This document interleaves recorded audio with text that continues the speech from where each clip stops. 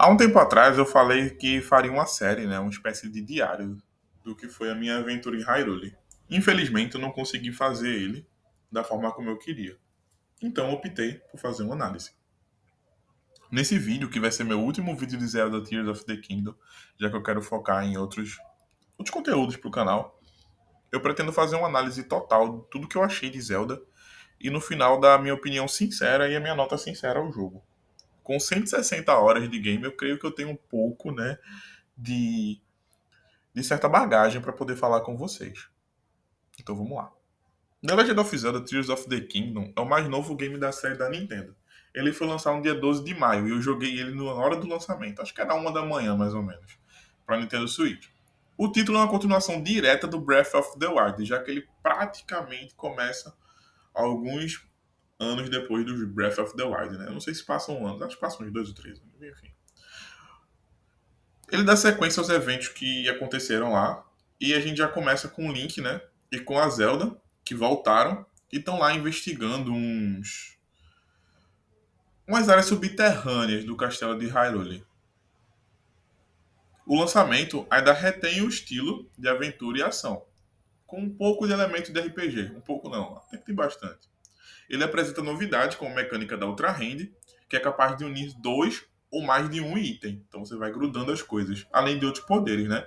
A gente tem o Ascend, a gente tem aquele poderzinho lá de juntar arma com alguma coisa e sempre criar algum efeito maluco. Essas coisas todas que a gente trouxe de novidade, né, pro jogo, que eles trouxeram de novidade pro jogo, deram uma aquecida. Então essas outras novidades têm agradado a mídia especializada, que aponta que a continuação do Breath of the Wild foi, de fato, a melhor coisa que o jogo teve. Vale lembrar que Tears of the Kingdom é um grande exclusivo de Switch, mas é compatível com qualquer modelo do console, então você pode jogar ele tanto no OLED quanto no Switch Lite. O jogo vai apresentar para você 4 caminhos de início, né? Onde você vai para 4 templos diferentes, vai conhecer novos personagens, rever novos personagens e a partir daí você vai desenvolver a sua história. Eu vou tentar não dar muito spoiler do que acontece, mas vou tentar dar um pouco da minha opinião. Em comparação com Breath of the Wild, o jogo trouxe muita novidade. De fato, é inegável que a quantidade de coisas novas é impressionante. Só os 4 poderes novos que o jogo te implementa já é algo incrível, porque ele te permite fazer um monte de coisa. Desde construir um mecha até jogar como eu, onde você faz só coisas básicas para poder, né, tá passando pelas fases do jogo. O jogo também conta com 3 mapas e não um só. Você não tem só aquele mapa vertical. Agora Hyrule, perdão, você não tem mais aquele mapa horizontal, porque agora Hyrule é vertical. Você consegue ir para o mapa das ilhas no céu e para o mapa do subterrâneo, que é literalmente um espelho do mapa de cima. Nele você consegue explorar as ilhas do céu, os campos de Hyrule em 4 biomas diferentes. Né? A gente tem os campos verdes de floresta, a gente tem as áreas de gelo dos ritos, a gente tem as áreas aquáticas de rios dos Horas, a gente tem também as áreas vulcânicas dos Gorons. E ainda tem o deserto, que é o nosso quinto ecossistema. Essas áreas vão ter uma quantidade de vida repetitiva. E isso, de fato, para mim foi algo negativo.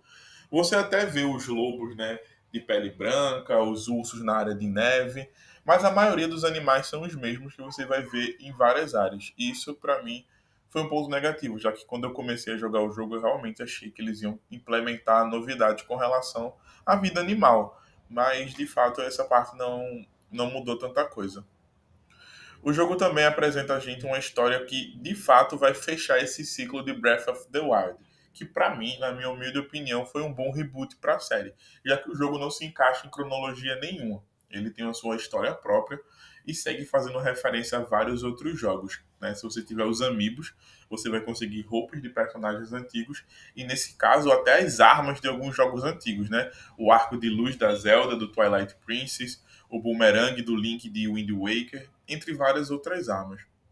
O que mais me impressionou no jogo foi que muita gente dizia que ele seria uma DLC, mas isso foi completamente errôneo. O jogo ele tem características próprias e para mim Ele é tudo que Breath of the Wild poderia ter sido se talvez tivesse mais tempo, mas sem ter essa cara de jogo requintado e nem de DLC. Ele é um jogo muito único e muito próprio. Ele tem mecânicas próprias que sim bebe na fonte de Breath of the Wild, já que é o seu antecessor, mas dezenas de outros jogos hoje em dia também bebem, como o Genshin Impact, o próprio, né, Elden Ring, entre outros, né, que vão beber nessa fonte de permitir uma liberdade do jogador. Pokémon Scarlet e Violet, por exemplo, foi um jogo que também trouxe essas mecânicas de Breath of the Wild, que é a questão de você permitir que o jogador crie a sua história.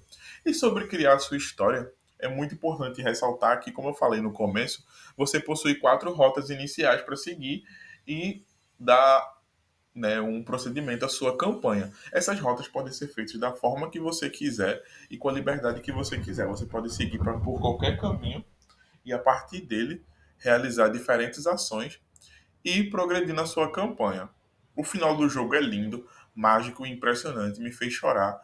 E Zelda Tears of the Kingdom foi um dos jogos mais especiais que eu joguei na minha vida. Para mim, ele é o top 1 do Switch, sem dúvida. Hoje em dia, eu não consigo dizer que outro jogo é melhor do que ele.